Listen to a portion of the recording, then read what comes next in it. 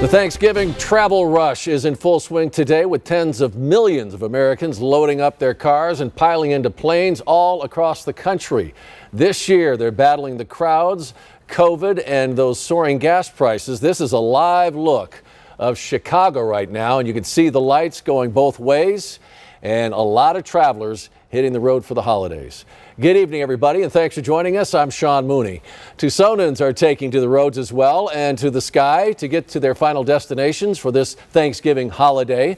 We have live team coverage tonight. News 4 Tucson's Danelle Confair is in Midtown and Lupita Murillo is at the airport. So we'll start things off with Danelle. How's it going out there, Danelle?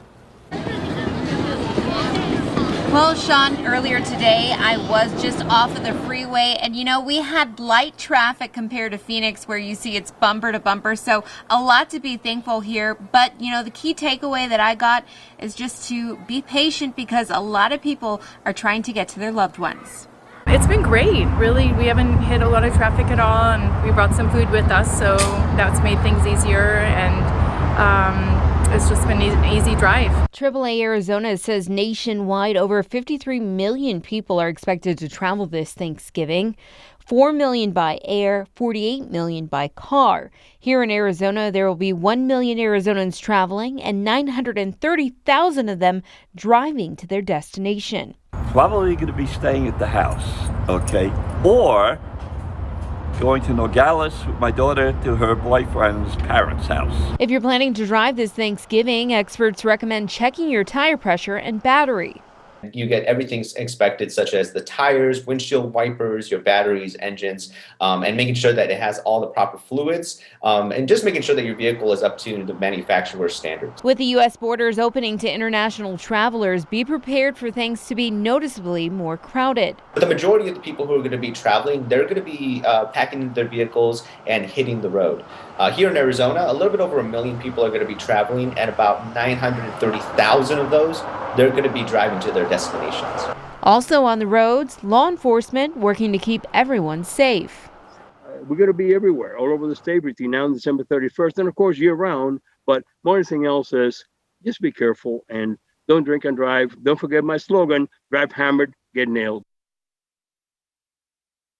That really was his slogan. He made that up, so that's a pretty cool story there. Now, let's go ahead and dive into these gas prices. The average price of gas is $3.40. That's according to AAA. Live from Midtown, Danelle Confair, News 4 Tucson.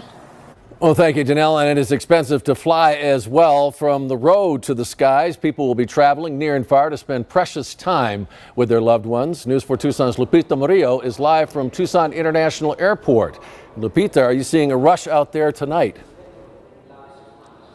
Yes, we have seen a rush all day long, but wouldn't you know it, we're live and it's empty right now. But I can assure you that it was very full earlier, with people holding signs welcoming loved ones back to Tucson. For a lot of people, this is the first time they've seen them since the COVID pandemic began.